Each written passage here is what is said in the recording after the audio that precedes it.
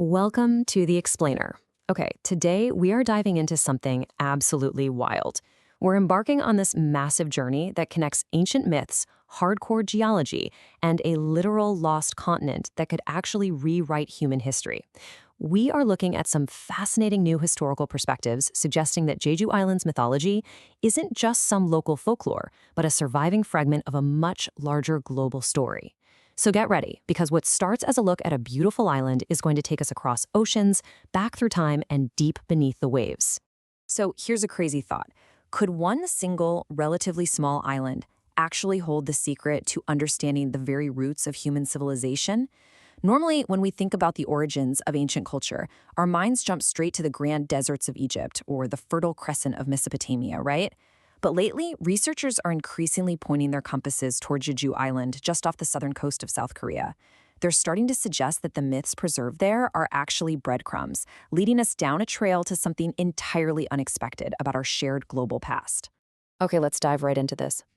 Just to show you how seriously people are taking this legacy today, take a look at Jeju Shinhwa World. This is not some obscure academic pursuit. This is a massive 22-year mega project covering nearly 970,000 square meters.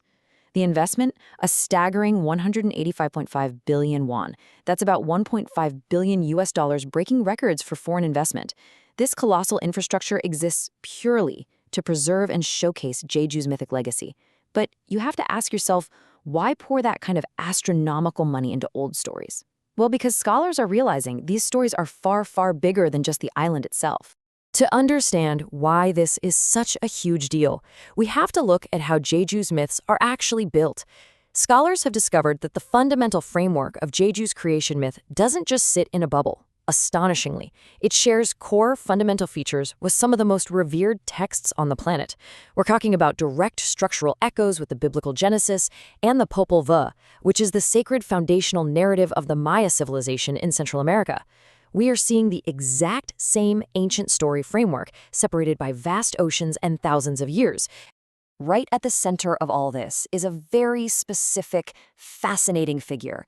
Jeju's main myth revolves around a creator goddess named Solmande Halmong.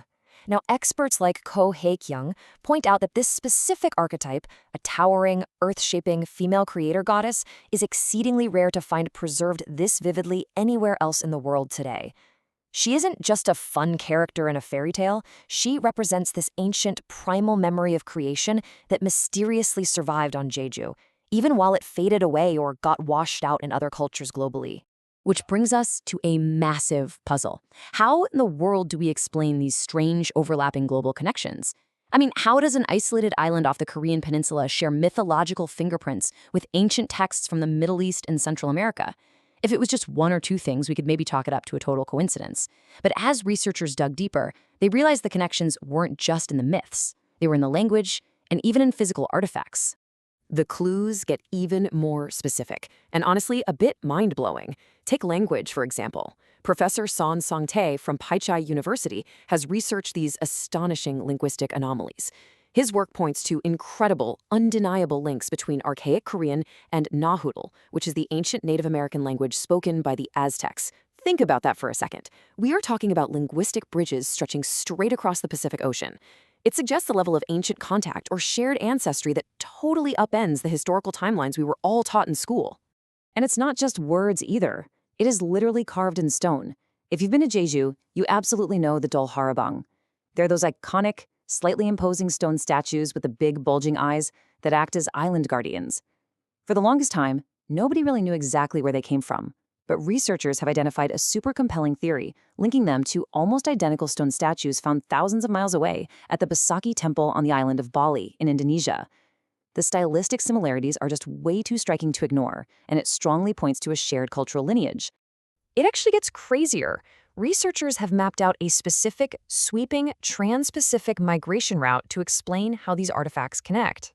This theory traces a cultural transfer starting all the way over with the Inca civilization in Peru, hopping across the Pacific to the famous Moai statues on Easter Island, continuing westward to that Besakej temple in Bali, and ultimately connecting right back to the cultural sphere of Jeju.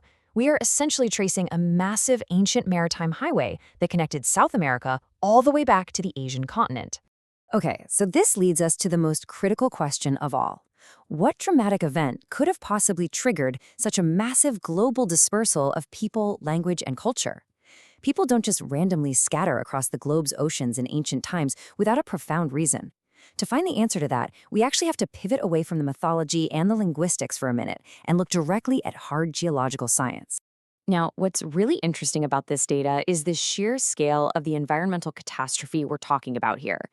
Following the last glacial maximum, so over 20,000 years ago, global sea levels didn't just slowly creep up. They surged. There were these distinct, rapid meltwater pulses that caused the oceans to rise by over 100 meters. To put that into perspective, any civilization living in low-lying coastal areas during this period would have been completely wiped out. Their homelands were literally swallowed by the sea.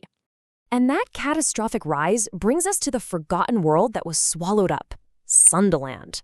Right where we now see the scattered islands of Indonesia, Malaysia, and the Philippines, there once existed a massive, connected landmass.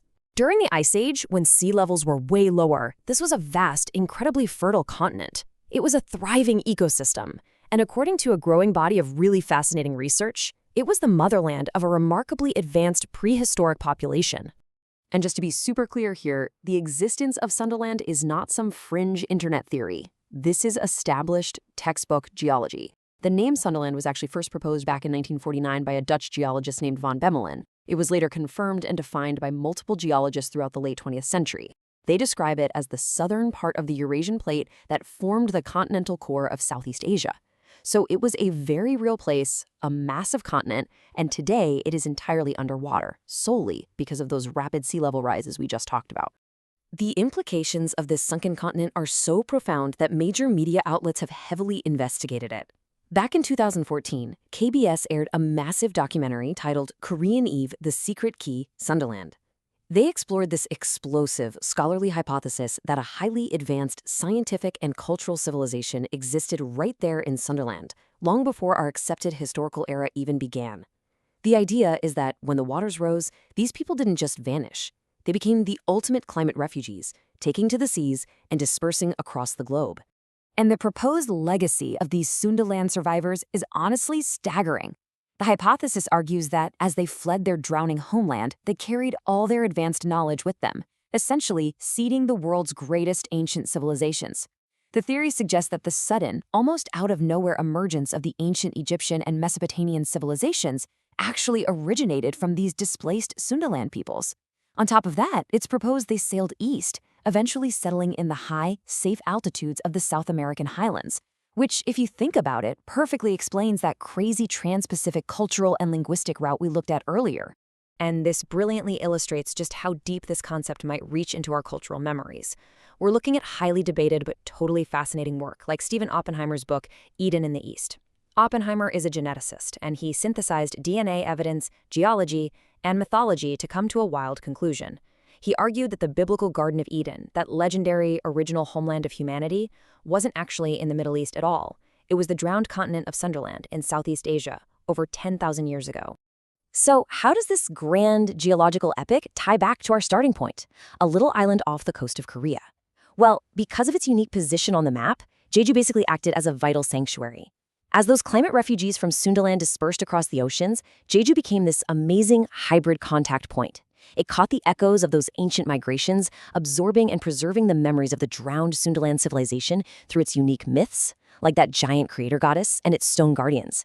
The island is essentially a living time capsule, holding on to the fragments of a massive continental culture that was forced into the sea. Which leaves us with this final, incredibly provocative thought to ponder. Is Jeju Island the surviving echo of a lost Eden? Are the myths of the great goddess Selmunde Halmang and those strange linguistic and physical connections to South America and Bali just the lingering whispers of a brilliant civilization that got washed away at the end of the Ice Age? The research we've explored today suggests that by looking closely at Jeju, we might actually be looking into a mirror that reflects the hidden, interconnected origins of all human civilization. It completely challenges how we view our history and makes you wonder, what else is hiding in the myths we always assumed were just stories? Thanks so much for joining me on this explainer, and keep questioning what you know.